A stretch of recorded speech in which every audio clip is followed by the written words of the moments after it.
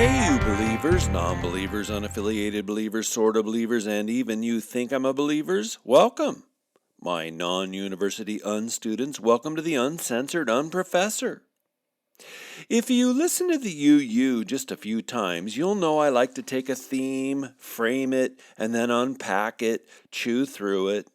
Today, I'm going to shotgun through a theme of increasing importance, culture war. We are in the middle of a culture war that, since the 19th century Civil War, is unsurpassed. And me, I don't think being naive in the midst of a culture war is wise or helpful or finally redemptive, so I want to address this with you today.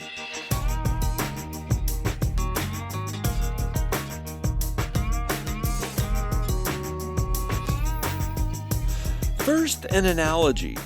Imagine you're far out on the ocean in an 18th century military ship. I mean, the battles were still fought using metal cannons. And 90% of the time, enemy cannon shots were fired and they would land somewhere near your own wooden ship, but really all those shots would do is to shoot ocean water spray onto your ship's oak deck. You, standing there, you'd feel no pain. There'd be no energy concussion from a cannonball landing in seawater alongside a ship. There'd be no actual damage to the ship's structure. All there is, ocean spray. Now, maybe you don't like to get cold in salty seawater, but the most that happens from those cannonball shots is you get a little damp.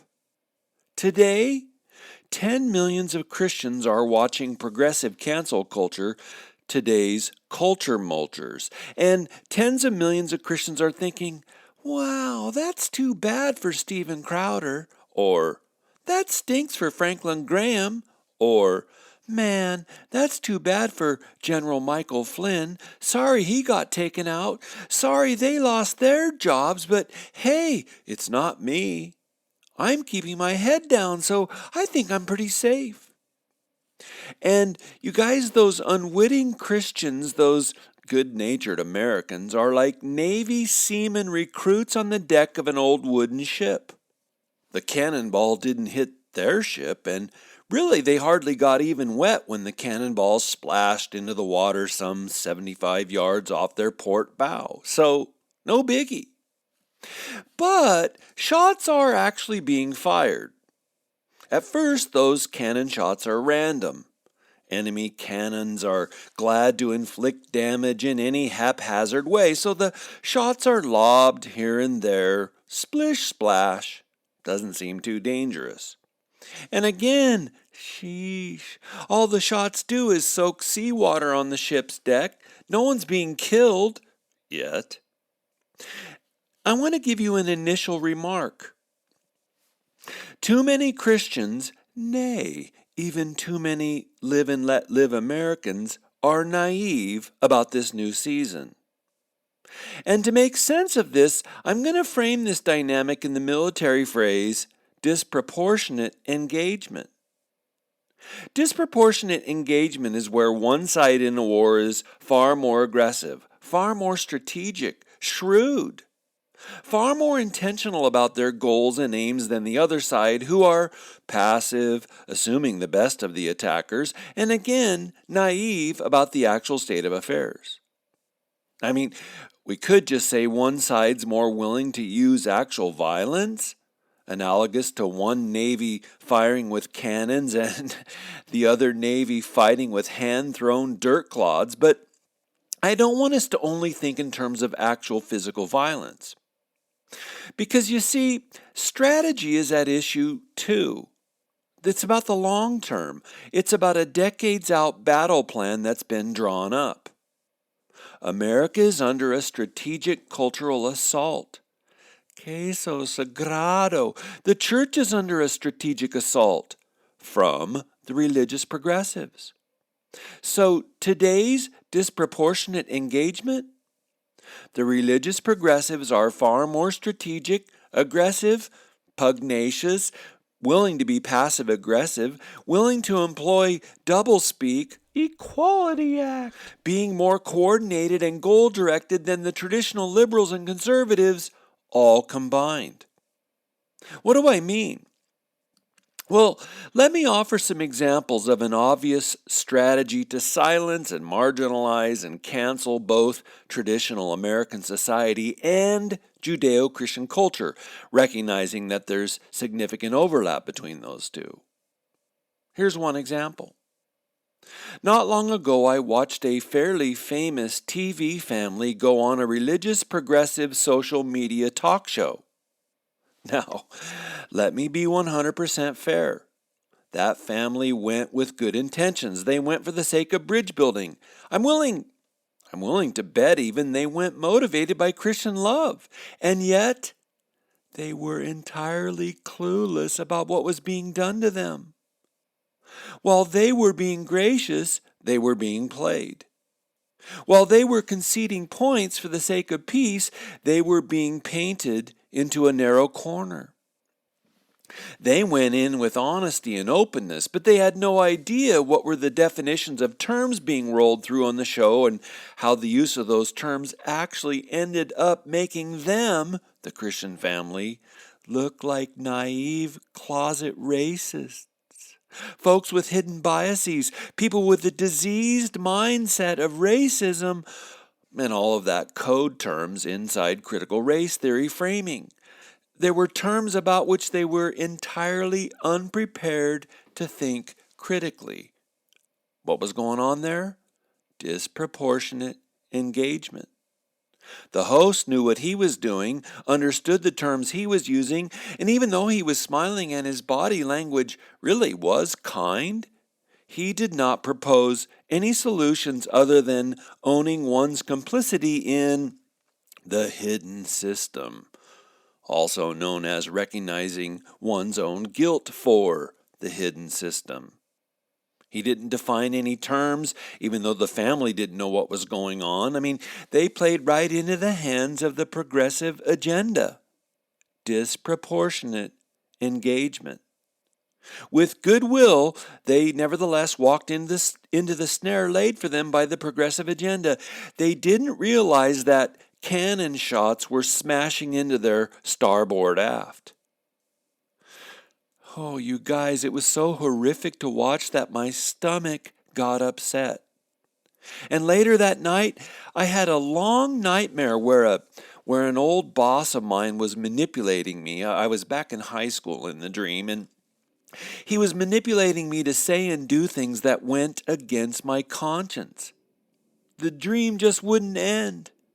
The feeling of abuse and deceit and feeling powerless just rolled on and on and on. And in the dream, I couldn't say anything to my old boss without him turning it against me, him interpreting my words to mean things I never meant for them to mean. It all woke me up. And that dream, it was clearly my emotional response. I mean, right? You've undoubtedly had dreams that made no sense, but the helplessness or the terror was as dramatic as if it was real life. And all of that was the emotional response of mine to having watched a lovely Christian family get used like pawns, entirely against their being aware of it, such that they were in effect admitting their white privilege and making Christians look like contributors to the ginned-up critical race theory, CRT, to the ginned-up critical race theory, systemic racism. And again, I'm sure they didn't even realize they were owning the false guilt being piled on them by the show's host. I felt bad for them. But my deeper concern, that family represents tens of millions of Christians who mean well but get played and manipulated by CRT proponents, by religious progressivism. And man, it's like watching someone slowly bend a pretzel. And the pretzel doesn't even know it's being twisted and will be dismissively consumed like a snack with an evening cocktail. Disproportionate engagement. That Christian family, they went in being nice, but they got, I think, even their own awareness, they got manipulated and played and used, and it was really hard to watch. And I don't really want to go into the whys of such naivete is going on right now. A lot of it's simply wanting to be liked. Wanting to be liked by the wokerati, today's cultural power brokers. But some of that naivete, so many believers are innocent as doves, but have zero serpent's cunning. And in the long run, they will enable the church to be, Judeo-Christian values to be, eaten by the religious progressive bear. That's the historical record, over and over and over. Okay, that's starboard aft on our old wooden ship. Let's go port aft. Maybe there'll be less cannonball splashes over there. Another story to help you realize the seawater splashing on your shoes is eventually coming for you. I recently watched a Prager University video of a former Antifa member. His name is Gabriel Nadales. And in the video, he talked about what it was like to be in Antifa, why he joined, and then why he finally left. He said that he was ready at a moment's notice to march in Antifa's black bloc, the crowd of head and face covered, black-clad street warriors ready to march and chant and do violence against their perceived oppressors. Gosh, you guys, this morning on Twitter, I hardly go onto Twitter at all except to look at humorous things, but there's a woman, Avalon Penrose, and she does these funny clips in her car where she's teaching people how to be successful. And she says, you need to wear a black sweatshirt because the more neck you show, the less people want to listen to you. You got to see it. She's so good. All about wearing those black outfits. But Gabriel Nadales, back to that video, he said he described an Antifa mentality. It's one that is opposed to fascism, anti-fascism. But he pointed out the irony. Antifa is not opposed to Venezuela, to China or North Korea, the most fascist countries on the planet. No, Antifa, as its practice on the inside, is comprised of two things. They're against capitalism and Judeo-Christian values. Now, you won't be surprised, my ear-glued listener, to know that Antifa means to smash capitalism. And Gabriel clarified that smash is exactly what Antifa does to storefronts, policemen, historic statues, and innocent American citizens. Head kicked to a man sitting on the sidewalk. What is all of that? What does Antifa do to win? Practice disproportionate engagement. And because they ultimately share the same teleological values as Antifa, what do progressives do to criticize Antifa? That's right. But let me back up.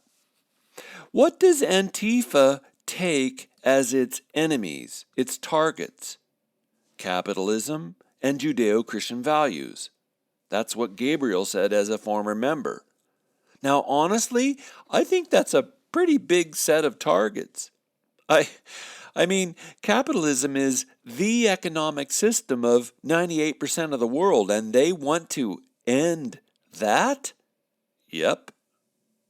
And Judeo-Christian values permeate the whole of Western society. I mean, freedom of conscience and therefore freedom of speech and freedom of religion, that the human race fundamentally consists biologically of male and female, the significance of individual growth and capacity and innovation and the holiness of God, or the existence of capital T truth. I mean, we could make a really long list. A list of beauties and treasures that the Judeo-Christian tradition has handed to Western societies. That's all what Antifa is after to pull down, to destroy. And guess still further what's wrapped down inside all those values? The church, individual Christians, you, me.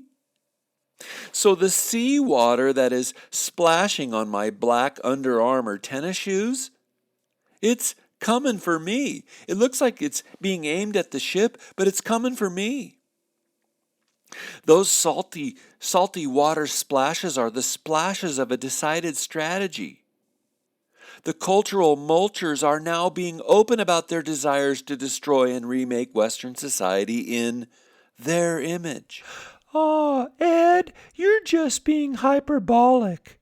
They won't hurt real people. Antifa just wants to rid the system of the bad, rid the nation of the haters. Well, actually, that's not what they're saying. That's not what they're doing nightly in Minneapolis and Seattle and Portland and Oakland. They want to overturn the system. The religious political progressives in D.C. are overturning the entire system. And me? I think we should take them at their word. Because if we don't, we are enabling and will be playing into the hands of disproportionate engagement. They want it more. They're strategizing for it more by a long cannonball shot. Oh, and guess what? Guess what Gabriel Nadala says caused him to leave Antifa? The truth. The goodness and truth of people wiser than him, wiser than Antifa. He decided he wanted a better way to live life. Antifa, and I'm quoting Gabriel now, Antifa cared about control. They could only offer me more anger, bitterness, and unhappiness. End quote. He wanted truth. What else? How else can we discern that the progressives are strategically working to grasp the final levers of power and control? Well, I'll get to that in a moment. Real quick, an easy and free way to bless my and endeavors, leave a review at either Chartable, Google Play, YouTube, or iTunes. Thanks. How else? How else can we discern that the secular religious progressives are strategically working to grasp the final levers of power and control? Well, maybe if we go below deck on our ship, we won't get any more cannonball spray? Education. Now, it's true in my Cult of the Now series, I touched upon how public education has been a platform, a tool for progressive, cultish indoctrination.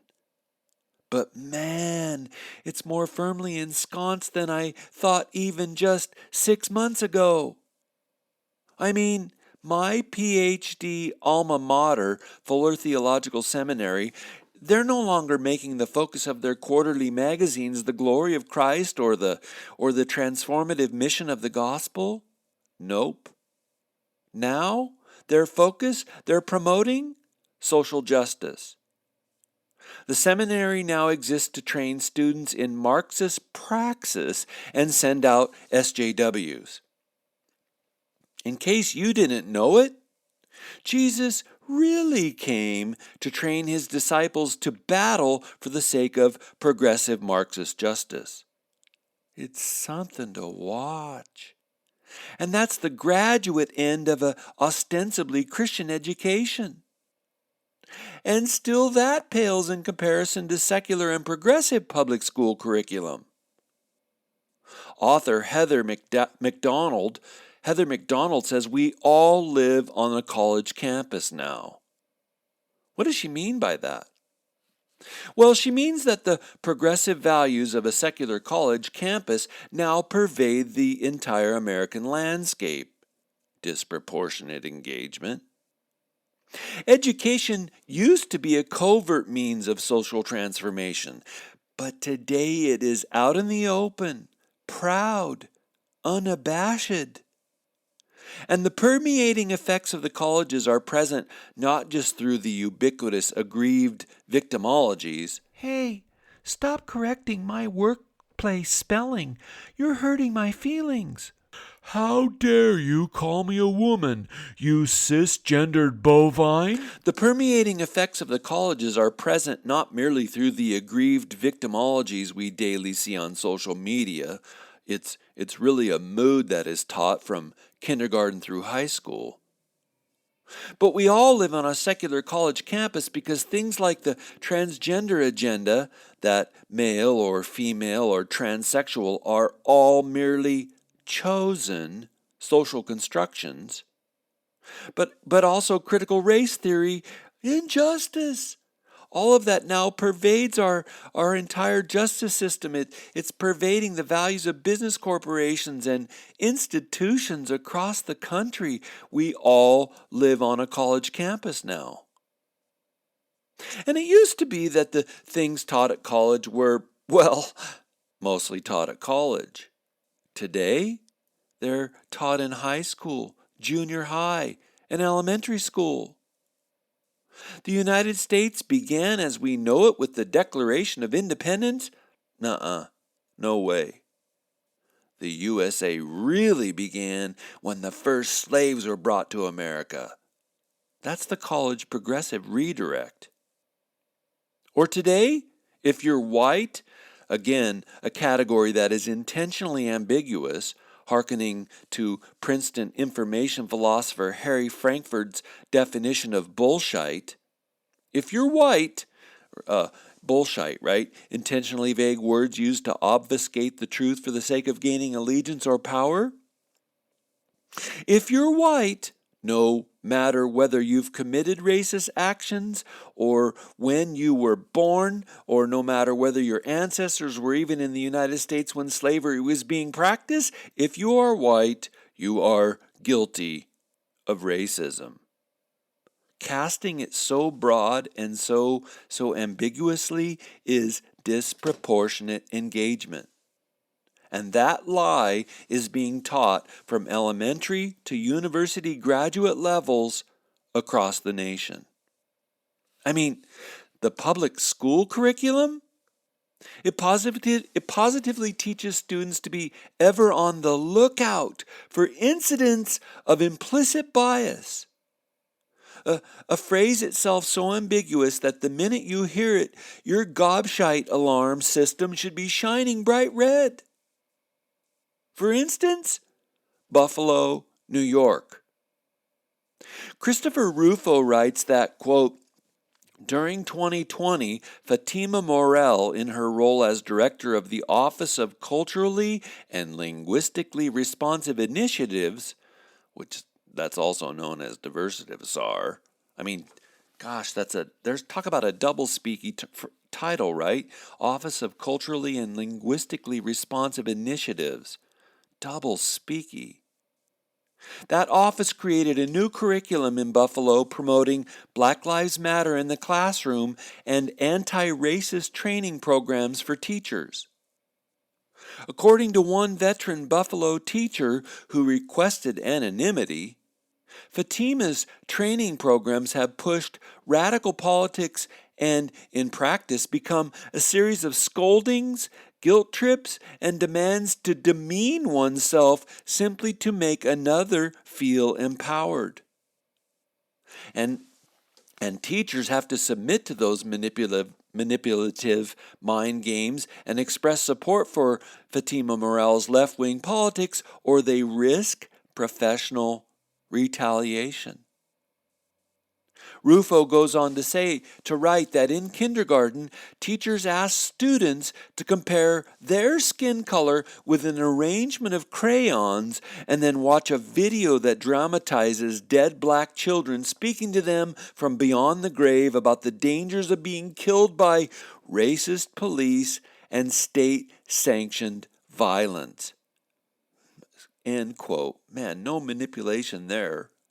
No straight-through indoctrination occurring there.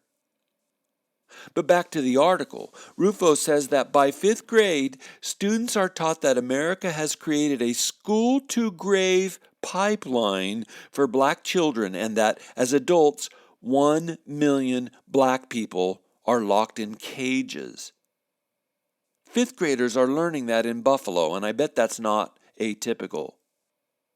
And then Rufo says, under Fatima Morel's Diversity Czar training, in middle and high school, schools must teach kids about systemic racism, instructing students that American society was designed for the impoverishment of people of color and enrichment of white people, that the United States created a social system that had racist economic inequality built into its foundation, and that the current wealth gap is the result of black slavery, which created unjust wealth for white people who are unfairly rich. Students then learn that all white people play a part in perpetuating systemic racism, and that often unconsciously, white elites work to perpetuate racism through politics, law, education, and the media. End quote. Geometry, algebra, literature, spelling? No. A pervasive system of critical race theory being poured down the throats, being poured down the hearts of kids throughout the Buffalo school system. Crikey. No historical revisionism there. What's going on? Disproportionate engagement. My dear listeners, Christ followers who want to be sussed, I was just listening to a Rod Stewart song. Sussed means informed, shrewd as serpents. Christ followers who want to be sussed, you need to be discerning. You need to directly ask your school's principal, your kids' teachers at parent-teacher conferences, if that kind of pedagogy, if that kind of indoctrination is passing for education for your own kids. Because their very character, the very shape of their souls depends on it. And that cannonball, that indoctrinating strategic cannonball, it will inflict lifelong damage, long-term societal change. That is the strategy.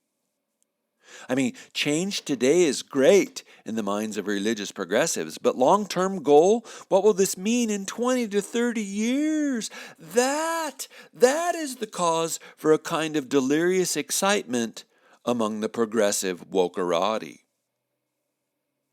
Oh, and let me quickly qualify that the CRT agenda goes directly against biblical teachings. The Bible never singles out a person or a community for its skin color. The Bible, God bless Martin Luther King Jr., the Bible lands on people's character, not their skin color. Again, I just did two episodes on this. Jesus positively taught against judging people by their appearances. Hey, Woody, you seem to have sawdust in your eye. Ugh. The critical race theory game is a pernicious one, opposed through and through to biblical insights about reality. How else? How else are the Cannonball... Really? Wow? Okay, folks. Studio producer here tells me that the Center for Disease Control has yet another update on the federal government standards following increased vaccinations across the nation. So, like last week, rather than me trying to summarize this new revisal statement for you from the CDC, I'm just going to read it straight through. So, here you go. CDC, 2 revisals. 1. We confirm that President Jojo, with vacant eyes and a kind of aimless mumble, said from the White House that if things keep improving, you'll be able to, 3 months from now, barbecue hot dogs with a small cloister of friends on the 4th of July. However, what the president did not say that must be clarified, you may only cook ballpark brand dogs. They are the only CDC-approved dog of the hot. Lab tested on 10,000 unsuspecting urban kindergartners in Chicago, ballpark Franks are kosher for your consumption. Man, no way. I can't even believe I'm reading this. This is crazy. Okay. Let me just keep reading. Please know, and we want to be clear, ballpark Franks do not, we repeat, do not come from some factory in Wuhan. Cooked according to CDC dining standards, they're safe to eat. You may not, however, barbecue Hebrew National kosher dogs of the hot.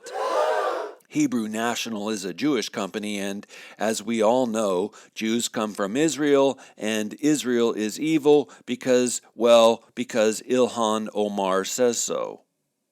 So yes, 4th of July barbecued hot dogs, but only ballpark dogs. Moreover, it is misinformation that Ballpark brand is a major donor to the Democratic Party. Oh, man. Well, at least we know which hot dogs we can eat, right? Thank you, CDC. What else? Revisal 2. As you eagerly anticipate your 3-month from now 4th of July hot dog barbecue, small cloistered outdoor private party, please remember that donning masks will indeed be required, even for those who've been vaccinated with 2 or 6 shots. Please do not remove your mask while you are eating, as the virus will go, well, viral. CDC research indicates that simple painter's masks are easier to cram hot dogs through than the more expensive and effective N95 masks. I'm reading this. Seriously? They want us to cram a hot dog through a mask? Are we supposed to cut a hole in the mask? This is strange. Let me keep reading. To preserve a skosh of culinary pleasure, it is best to first smother the common painter's mask, both inside and out, with non-GMO deli mustard. That's gross. Non-GMO mustards are safer than those cheap, lower-middle-class mustards sold in Utah. Moreover, a non-GMO mustard smother will help to mask the masky tasting flavor that will wash across your hot dogs on the cram-through. That's gross. Finally, as Dr. Fauci likes to say, thank you for your unquestioning compliance. Wow. I had no idea something like that was coming down the pipe, but you guys heard. Yep, I hope you, like I, heard that, because there you have it, the most recent and altogether reasonable CDC report.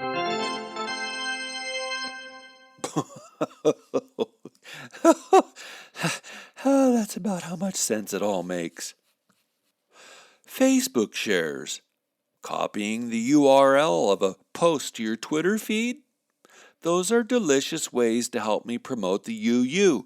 And thank you, Ken D., Victor S., Brandon B., and Colleen S. for those recent shares. Muchas gracias. How else? Goodness, that salty water is now washing down below deck. Maybe, what if we climb up on the mast of our 18th century ship, we can escape the cannon spray? Yikes! Even way up here we see the violent spray of cancel culture. Did you ever come across that line from Shakespeare, "The lady doth protest too much, methinks"? Did you? What's that mean? It's a catchy way to question someone's sincerity, to question someone's poker face. In the case of cancel culture, the lady doth protest too much is evident when Dr. Seuss is canceled. You guys, Dr. Seuss books were first published in 2018? No. 2007? No. In the 1930s. But that historical fact doesn't slow down the wokerati. If they don't like it, it has to be canceled. Period. Or Pepe Le Pew, the Warner Brothers cartoon skunk from 1945. He needs to be canceled. His humor doesn't fit today's woke sensibilities. It's really crazy. Man, if Dr. Seuss hurts your feelings, you're looking to have your feelings hurt. Disproportionate engagement. If they can shut you down by saying their feelings are hurt, then by gum, their feelings are hurt by a cartoonish skunk. But that's the thing to realize about this early phase. And I say early phase because you ain't seen nothing yet. That's the thing to realize about this early phase of cancel culture. If they will cancel a 90-year-old children's book, if they will cancel a mid-20th century Saturday morning cartoon skunk, who won't they cancel? The triviality of it all is a massive tell. Your eyebrow is twitching, Inspector Clouseau. Disproportionate engagement. That the focus is, now in the phase one of the lady doth protest too much, that the focus is so trivial is a massive tell. You think they won't come for your pastor? You think they won't come for your private school teacher? They're canceling Peter Pan. Soon to come, likely within the next 2 years, I believe we're going to see laws presented and couched in doublespeak that will incrementally cancel Christian culture. Maybe something like the Worship Freely Act, a federal law that would tax churches that, display public crosses or make preaching pro-life sermons a crime? So, worship freely, just do so in ways that are acceptable to the progressive wokerati. And again, what's their ultimate aim? Canceling traditional American values. Values mostly rooted in the Judeo-Christian tradition. It's pretty straightforward. They're saying so out loud. That she doth protest too much is a tell that there are deeper motivations, bigger fish to fry. Like maybe the church? It's remarkable to watch. Or how about freedom of speech? Disproportionate engagement. It's time to take a stand. There are things we're standing for. So, what should we do? What should a Christian do? I want to give you a few ideas. Number 1, never, and I mean never apologize for a Christian worldview. Never apologize for promoting Christian values. You ever watch what happens to someone who gets rubbed with the wokerati eraser? Are they ever embraced and welcomed back into the fold? No, never. Why? There's no forgiveness. There's no grace in wokeism. So don't apologize. Apologies will only get you a big kick to the groin, and soon greater and more symbolic apologies will be demanded for following your initial apology. No, the Christian worldview is worth standing for. Don't apologize. Number 2, speak the truth with grace. You aren't going to win any allies or friends for speaking in public with a fractious tone. Speak with confidence. Speak knowing the facts. Be sussed. Know your history. Know why you embrace Christian values. Know your foundations. But do all that with grace. And from grace, be willing to be self-deprecating. Laugh at yourself even while you never compromise your own values and beliefs. A couple weeks ago, I heard a priest offer deep insight to the wokerati. He said the reason they never laugh at themselves is that they have no joy. He said it is joy that leads to humor. It's joy that leads to being able to laugh at yourself. It's joy that helps one see the bigger picture. Joy helps us to not force a position onto others. So again, speak the truth, yes, with grace.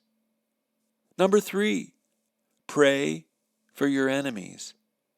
Ask God to bless them, convict them, awaken them, shake them. God's involvement in their hearts will do them good. And more, praying for them will help you to continue to see them for the images of God that they are. I just did a separate exclusive podcast on praying for our enemies for my monthly subscribers.